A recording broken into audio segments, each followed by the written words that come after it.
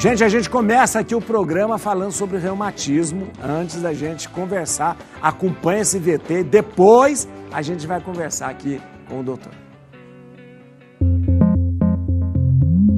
O reumatismo é um termo genérico que se refere a um conjunto de doenças que afetam o sistema músculo-esquelético, causando dor, inflamação e limitação dos movimentos.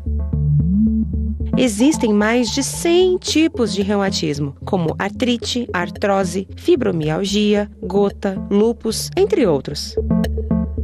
O reumatismo pode afetar pessoas de qualquer idade, sexo ou estilo de vida, mas é mais comum em idosos, mulheres e pessoas com histórico familiar da doença. O diagnóstico do reumatismo é feito por meio de exames. Mas qual o principal objetivo do tratamento? Quer saber mais sobre o assunto? Acompanhe agora o Bendita Hora. E eu estou recebendo aqui para a gente conversar sobre esse assunto o Dr. Fábio Genning, né, doutor? Genning, sim. Muito obrigado, doutor. Obrigado pelo convite, Padre Juarez, a Rede Vida. E eu estou aqui falando em nome da Sociedade Paulista de Reumatologia. Olha, obrigado pelo convite. Mas muito obrigado mesmo. Doutor, eu quero falar, é muito importante, eu acho muito importante essa atitude de vocês médicos de vir à televisão, porque prestar um serviço, é um serviço público, sabia? Porque às vezes, né, uma informação abalizada, uma informação fundamentada pode mudar a vida de alguém. Então, muito obrigado, né? Eu sei que é difícil sair do consultório, sair do hospital, vir aqui, mas muito obrigado por isso. A gente que agradece. Doutor, essa é a questão de reumatismo. Muita gente fala, eu tenho reumatismo, eu sofro de reumatismo, às vezes por causa de uma dor. O que é o reumatismo mesmo? O nome reumatismo é um conceito que já é um pouco antigo. Hoje em dia a gente sabe que existem doenças reumáticas. Ah, entendi. É melhor definido como doenças reumáticas. Que são doenças que afetam, em geral, o aparelho locomotor, ou seja, junta, articulação, osso, músculo, e também o sistema imunológico. Então, como o próprio vídeo falou, são as artrites, artrose, gota, lúpus, a fibromialgia, a própria osteoporose, que é a diminuição de massa óssea. Então, todas essas doenças são doenças reumáticas. Isso, são doenças. O médico, geralmente especialista, é um reumatologista. Reumatologista, isso. É uma especialidade relativamente nova, se comparado com as outras especialidades. Sim. Então, as pessoas leigas geralmente não conhecem a especialidade da gente, e só conhecem quando são encaminhadas. Porque a pessoa nunca fala assim, hoje eu vou num reumatologista. Não. E, na verdade, a gente cuida de todas essas... A gente fala das dores que não sejam cirúrgicas, traumáticas. Né? Então, as dores... porque é uma especialidade que tem várias interfaces. Porque as doenças reumáticas, elas podem afetar outros órgãos também. Como os rins, coração, pulmões e sistema nervoso. Então, a gente tem uma interface com as outras especialidades, né? Clínicas e também cirúrgicas. Então, na verdade, em algum momento da vida, a gente vai ter uma dessas doenças reumáticas. Sim. Provavelmente, em algum momento da vida, você vai precisar. E outro aspecto que também a gente precisa desmistificar é que reumatismo, doença reumática, é de pessoas idosas. Isso mesmo. Não é. Porque era uma coisa mesmo, mais uma visão que era eu acho que é bem equivocada, mas assim, isso é mais coisa para velho e tal, né? Não, hoje em dia a gente sabe que existem várias doenças que afetam jovens, né? Inclusive também crianças, doenças reumáticas. E essas doenças, muitas vezes, elas são até mais graves do que as que afetam os pacientes mais idosos. Olha que interessante. Então, a gente precisa ficar atento, porque muitas vezes o diagnóstico ele é prorrogado, ele é adiado, por falta de uma avaliação especializada. Geralmente, a doença reumática ela vai ser notada a partir da dor. É um dos sintomas principais. Né? Um dos sintomas principais das doenças reumáticas é a dor, principalmente a dor no sistema musculoesquelético, que pode ser na articulação, que pode ser nos músculos, é o sintoma que chama atenção. É o que leva a pessoa, de repente, a procurar um médico. Eu estou com um problema, eu vou procurar Mas ela pode se apresentar por várias outras formas, com lesão de pele, lesão de pele, inflamação no olho. Lesão de pele? Tem várias doenças autoimunes, por exemplo, a mais conhecida é o lúpus. O lúpus. Né? Ah, sei. Começa pela pele, muitas vezes que são manchas que pioram com o sol. Sei, é isso. Então, as vasculites, que a gente chama, que são inflamações de pequenos vasos que afetam a pele. A própria esclerose sistêmica, que é diferente, que é uma doença autoimune que o reumatologista trata, que também começa com espessamento da pele e às vezes com placas. Isso é coisa do reumatologista? Do reumatologista. Porque é uma doença reumática. Uma doença reumática. É uma doença reumática porque ela afeta tanto o aparelho locomotor e também o sistema imunológico. Que interessante. Porque você mesmo está se agredindo, né? Sei. Ô, doutor, geralmente existe uma outra coisa que os médicos às vezes perguntam, quando a gente vai fazer exame de coração, eles falam, você teve, na infância, teve reumatismo e tal? Que diz que de repente pode... O que é essa coisa? Sim, isso é uma boa pergunta, porque até algumas décadas atrás a gente só conhecia a febre reumática. Febre reumática. O que era reumática? Uma doença, um tipo de artrite, uma doença reumática, que ela é provocada por uma infecção de garganta. Uma infecção comum de garganta, simples ali? Pode desencadear um processo autoimune inflamatório que vai inflamar as articulações, pode dar lesão de pele e também da válvula do coração. A válvula do coração. Ah, por isso. Então, era uma coisinha simples que virou, de repente... Que era conhecido como reumatismo no sangue. Reumatismo no sangue, Porque existe um marcador no sangue que pode ajudar a gente no diagnóstico. Mas isso aí todo mundo tomava bezetacil e não tinha o diagnóstico. Sei. Mas de vários anos para cá a gente consegue dar o diagnóstico. Se a pessoa teve ou não. De cada doença reumática específica, a gente consegue dar nome para essa doença reumática. E a maioria das vezes não é febre reumática, não é febre reumática. A gente não tem quase observado casos, né, de febre reumática, até porque você logo identifica a infecção de garganta na criança, no adolescente e trata com os antibióticos. Mas era a doença que era mais conhecida como reumatismo. Reumatismo. Que o pessoal ficava... E aí, geralmente, dava um problema cardiológico mais tarde, né? Isso, que é o que é mais temido, né? Porque ele inflama as válvulas do coração e com isso depois você pode ter uma valvulopatia, que é uma alteração de válvula que pode levar até a necessidade de uma... De troca cirúrgica. Aquela válvula, de trocar. Agora, é interessante porque... E só um detalhe, é porque a febre reumática, ela aparece entre a infância e a adolescência. Ah, tá. Ela nunca se inicia depois dos 16 anos, 18 anos, como o primeiro episódio. Mas a gente não tem dor de garganta, inflamação de garganta depois dessa data? Porque daí já as bactérias são diferentes e a reação do corpo já é diferente, como é na criança e no adolescente. Então, existe essa diferença. Então, se você não teve nessa fase da vida, dificilmente você vai ter. Você não vai ter depois, iniciando o processo depois dessa idade, dessa faixa etária. Ô, doutor, então, na verdade, o que são diferentes formas de...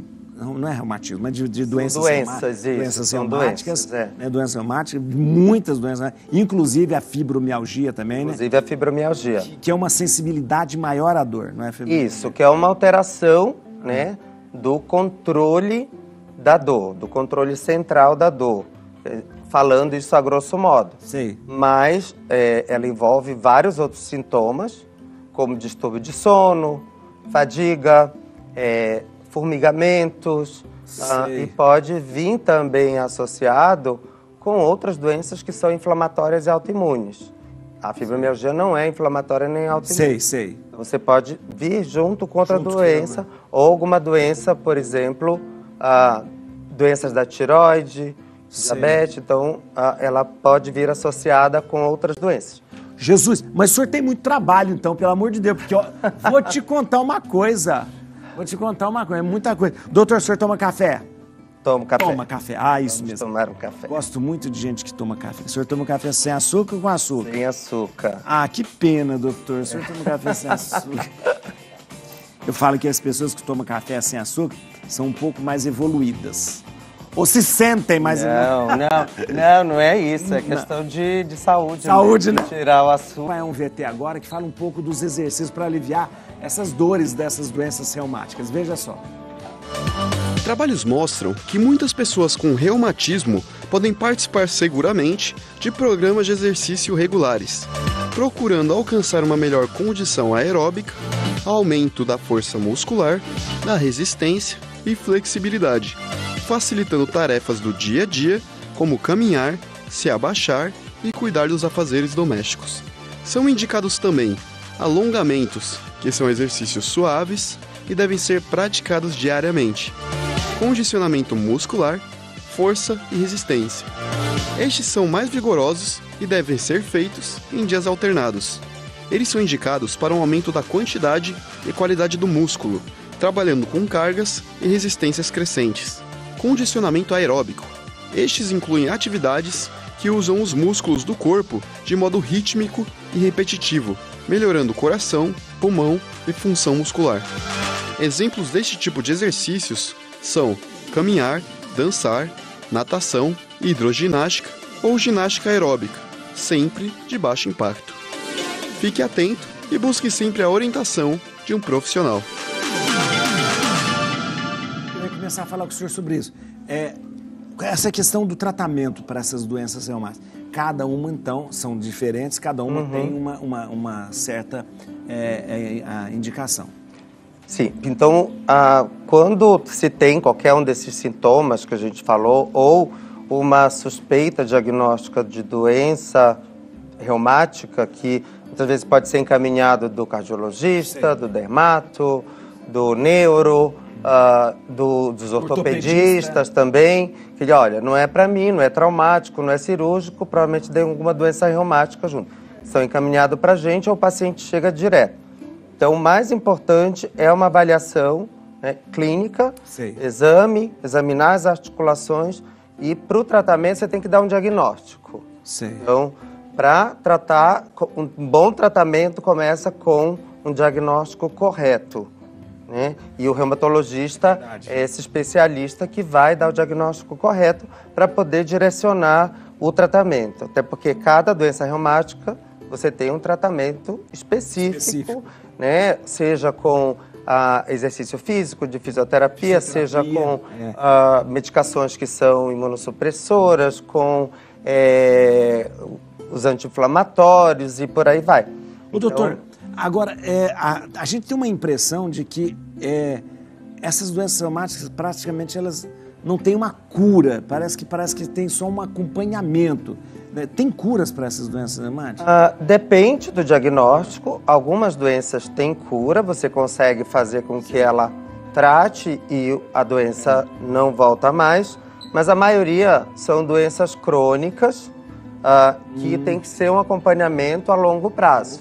Em algum momento, elas podem recolher, que a gente chama de remissão. Ou seja, mas não curou. Não curou. Ela está lá, mas adormecida. Latente lá. Latente, adormecida. Então a gente fala em remissão. Né? E várias dessas doenças, hoje em dia, com os tratamentos que a gente tem, com os métodos diagnósticos, a gente consegue fazer a remissão. Quanto mais cedo se diagnostica e se começa a tratar, a possibilidade de você recolher a doença, dela ficar latente, é bem maior. Não incomodar? Não incomodar. Mas o paciente tem que ter em mente que pode ser uma doença pro resto da vida, assim como é a hipertensão, como é o diabetes. Ele vai conviver com isso. O colesterol elevado vai conviver com isso. Claro que a gente vai tratar para controlar os sintomas, para que ela fique o mínimo de atividade, de sintoma, ou até zere mesmo os sintomas, para que o paciente fique de bem com a vida. O senhor falou, o senhor citou no início, falou da esclerose... Esclerose sistêmica. Que é diferente da esclerose múltipla. Isso, é diferente da esclerose múltipla. A gente chama de esclerose sistêmica ou esclerodermia, que é uma doença que tem uma manifestação principal pela pele, pelo espessamento cutâneo. mas que como você vai espessando, os tendões vão também encurtando e dá repercussão articular. Entendi. E é uma doença que também pode acometer pulmões, os rins, sistema nervoso. Então, a gente tem que ficar monitorizando esse paciente, pulmão, coração, rim. Mas é uma doença de difícil diagnóstico, né? É uma doença que, na fase inicial, um pouco mais difícil, mas o especialista é treinado para dar esse diagnóstico.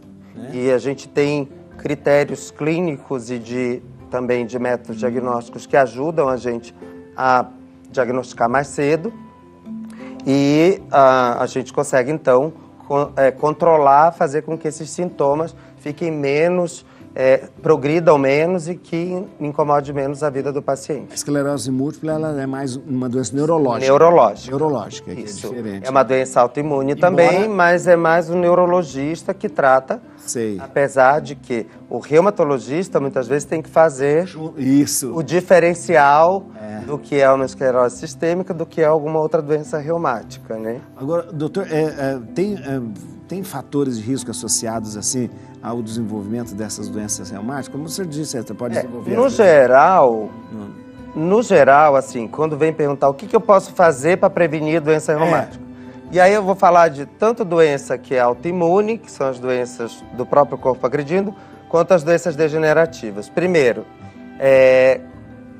exercício físico regular. Isso é importante.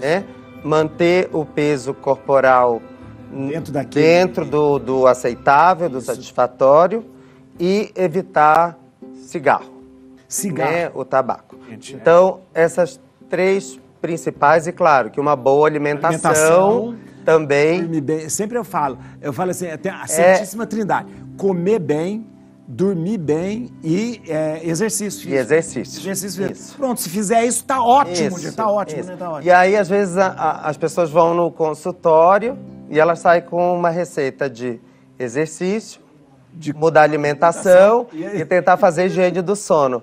E aí, mas é isso, quer dizer, é a receita... Se você tivesse feito isso... É o melhor remédio que tem. Então, assim, isso eu estou falando, claro, no geral, de doenças reumáticas para você prevenir. Mas a gente sabe que existe também o fator hereditário, existe o fator ambiental. Isso é interessante. Às vezes você tem... Algumas doenças reumáticas têm esse fator hereditário? Tem fator hereditário bem forte, que quando você tem alguém da família, a possibilidade do descendente aumenta, muitas vezes até de 10 vezes, de ter a doença também. O pessoal geralmente fala assim, meu pai, minha mãe teve artrite, eu acho que eu vou ter também, né? Aí você tem que saber que tipo de artrite. Que é diferente também. Que é diferente. Porque você tem as artrite reumatoide, que é uma artrite mais comum, que ela é autoimune, mas você pode ter uma artrite por gota, que é por deposição de ácido úrico. É considerado artrite também? É uma artrite. De gota? Que mata a gente de dor, é verdade. E nada mais é do que uma artrite, né? Interessante. Provocada pelo ácido, precipitação do ácido úrico na articulação. E geralmente é Começa pelo membro inferior, pelo pé, tornozelo, e se a pessoa não tratar, ela começa a acometer as outras articulações.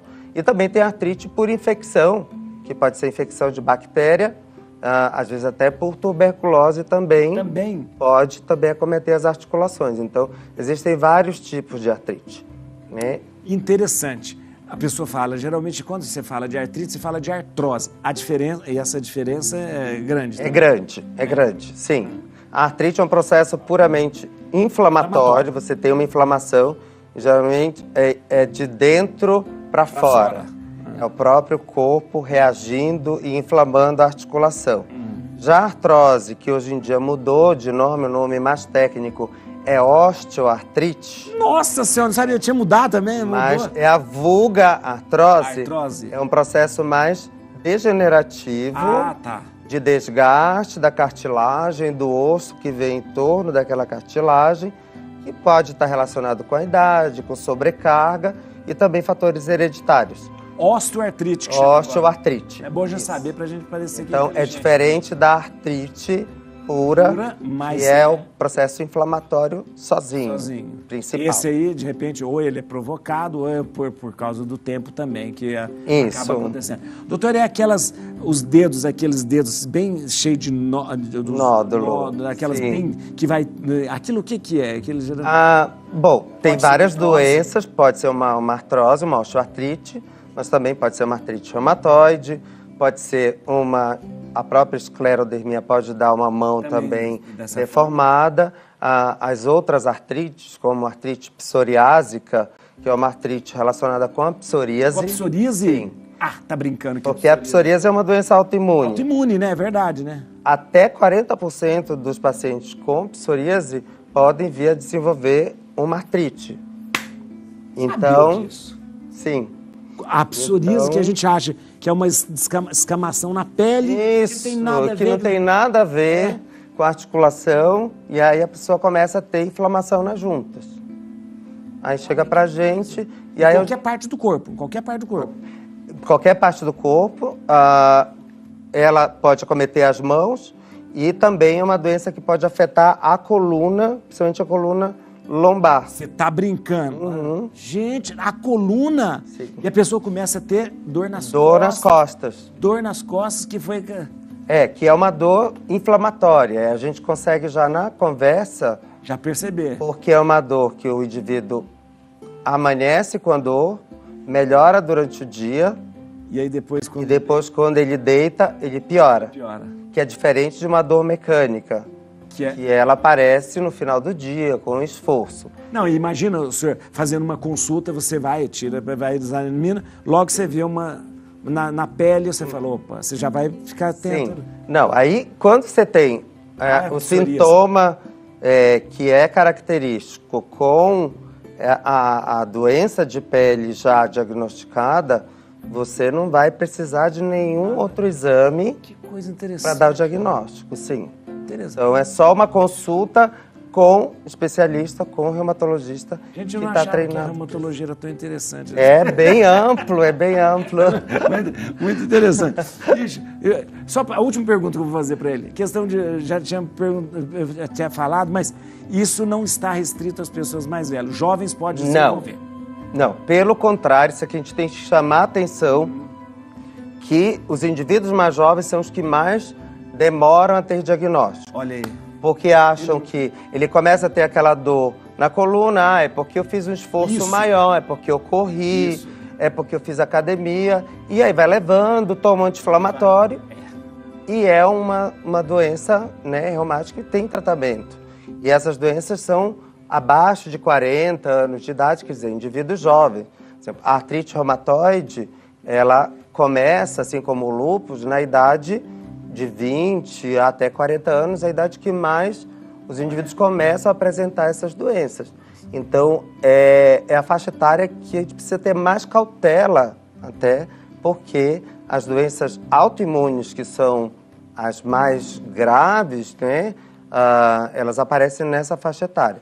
Já nos indivíduos mais idosos, você pode ter as doenças autoimunes, mas o que é mais comum são as doenças de desgaste degenerativo, são as osteoartrites, a osteoporose, a lombalgia mecânica, que é por conta de sobrecarga de coluna, alterações degenerativas, e por aí vai. Então, já na faixa etária, a gente já consegue, né, agrupar várias doenças. E aí você vai, tipo de sintoma, gênero. Então, são pistas que a gente fala que são de um quebra-cabeça, que no final da consulta, com os exames, a gente consegue dar esse diagnóstico para poder traçar um tratamento. Então, sem diagnóstico, não tem tratamento. E o diagnóstico melhor é com o reumatologista. E, eu vou passar aqui, o site o site reumatologiasp.com.br. Atenção, esse é o site que eu quero que você consulte, reumatologiasp.com.br. E eu quero também que você siga no Instagram. Esse site é da Sociedade Paulista de Reumatologia. Sociedade Paulista de Reumatologia. Né? Isso é uma outra coisa importante, porque existem várias fontes de informação, a gente sabe hoje. Isso é importante. Várias páginas na internet, vários sites, influencers falando, influencer também fala. Mas a gente tem que seguir as páginas que são confiáveis, de fontes confiáveis. Então, das sociedades médicas, a Sociedade Paulista de Reumatologia, do qual a gente faz parte, está falando em nome, Sociedade Brasileira de Reumatologia, assim como as outras especialidades têm. Mas essas sociedades têm as páginas tanto no site quanto no Instagram, no Facebook, Twitter. No Instagram é @reumatologiasp. Atenção, essa é a página oficial da Sociedade Paulista de Reumatologia. @reumatologiasp. E é o site reumatologiasp.com.br. Isso que nós falamos aqui agora, o doutor falou, muito importante. Não é influencer, não é coisa que vai falar, trazer uma informação. São lugares que têm a informação abalizada. Pelo amor de Deus. Ali que a gente... São entidades, isso mesmo. Entidades médicas que têm credibilidade para poder levar essa informação. E o doutor então falando segue aqui, a gente no @reumatologiasp. @reumatologiasp. Doutor, muito obrigado, foi ótimo. Eu que agradeço, muito bom. Obrigado, agradeço o convite em nome da Sociedade Paulista de Reumatologia. Obrigado.